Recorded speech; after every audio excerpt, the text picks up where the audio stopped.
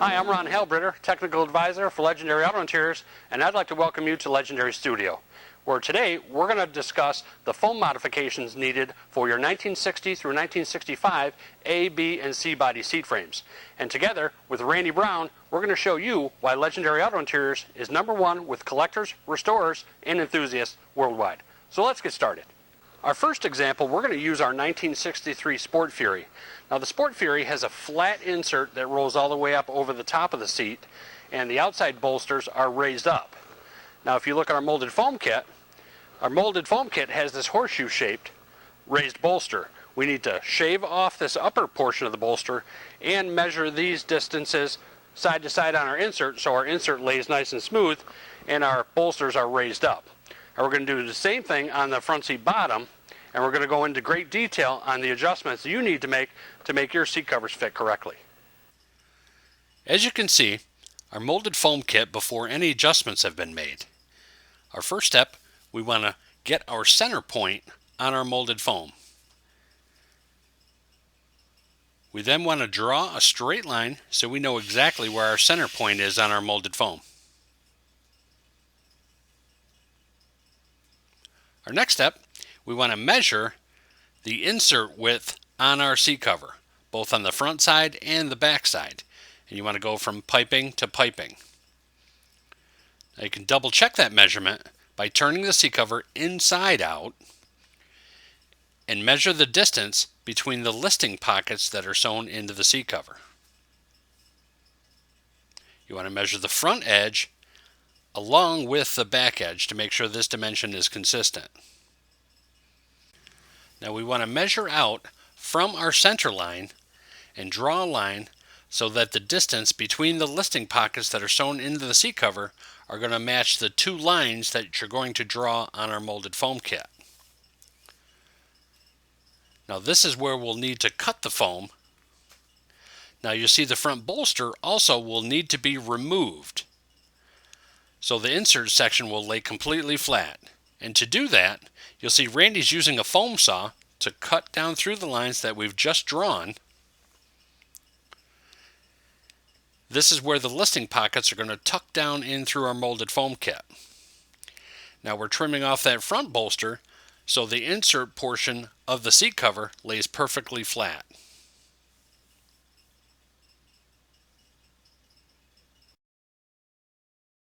After the front collar is cut out, you want to come through with a little grinder and smooth off any sharp edges. Just going to make your seat cover look that much nicer.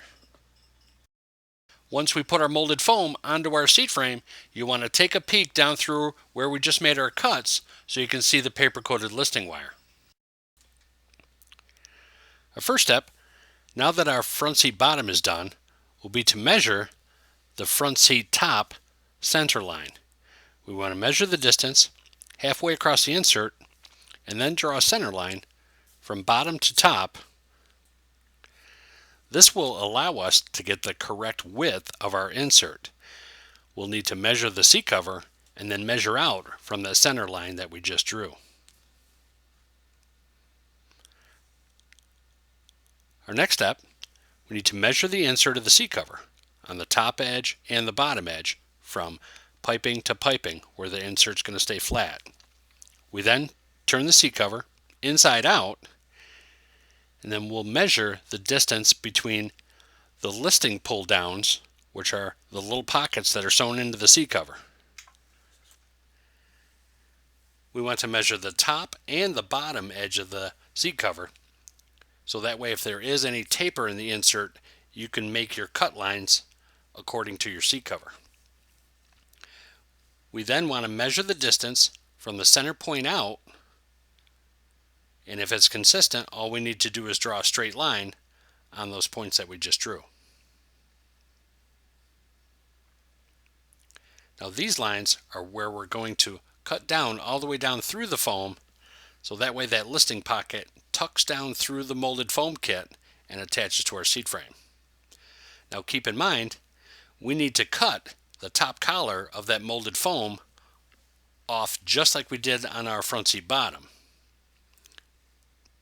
You see Randy's using a foam saw. You can use a pair of scissors or a razor blade, or mom's old carving knife. Now, since that insert lays flat from top edge to bottom edge, you'll see Randy's cutting that top collar of foam off so that way the insert section lays nice and flat. This completes our molded foam adjustments. You noticed our finished foam kit on our front seat bottom has the front bolster cut off, and on the front seat top has the top bolster cut off. Now that we have our adjustments made to our foam, keep in mind this is just a guideline. You won't have to change any of the outside perimeter of your molded foam. We base our adjustments on the insert portion only. Now that's totally dependent on what year and model seat you have. Now the 63 Sport Fury, which we showed your example, has the straight lines. Now the 65 Coronet, the 65 Sport Fury, and some other models will have just a larger horseshoe area cut out, and we're going to show you that next. Now again, we want to find our center point on our molded foam so we can measure the insert from the center line out. You'll see Randy's taking half of the width of the insert measurement right now and drawing our center line. After our center line is met, we want to find out how wide the insert actually is on your seat cover. Now we want to measure from one side of the piping to the other side of the piping, and you want to check the back side of the cover as well, seeing how far those listing pockets are sewn into the seat cover. We want to measure that distance from our center line out on the front edge and the back edge, making sure there's a taper, or if it's straight, you'll see Randy's turning the seat cover inside out and double checking the measurement between the listing pockets. Now you want to do it on the front edge and the back edge just in case there is a small taper. We also need to measure the distance front to back from where our insert listing pocket will tuck down through the molded foam and attach to our seat spring. We will also need to measure side to side the distance between the listing pockets so we can draw it onto the foam and also cut down through the molded foam. Now you'll see Randy's cutting down through the molded foam so that the insert listing pockets that are sewn into the seat cover can tuck down through the foam and attach to our seat springs.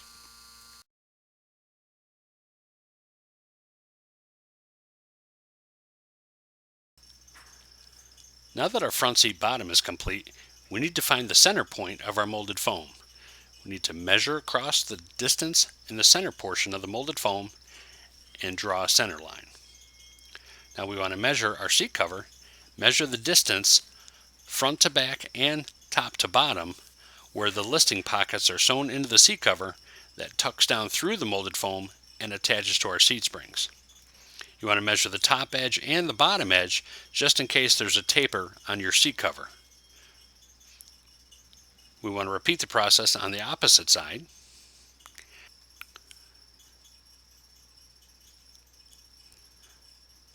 Now that our molded foam has the insert lines drawn on it, we need to trim off the inside edge of the raised up bolster area so our insert will lay flat.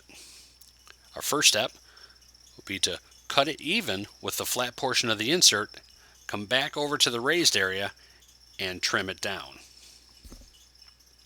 Now you see Randy's using a foam saw. You can use a razor blade or mom's old carving knife.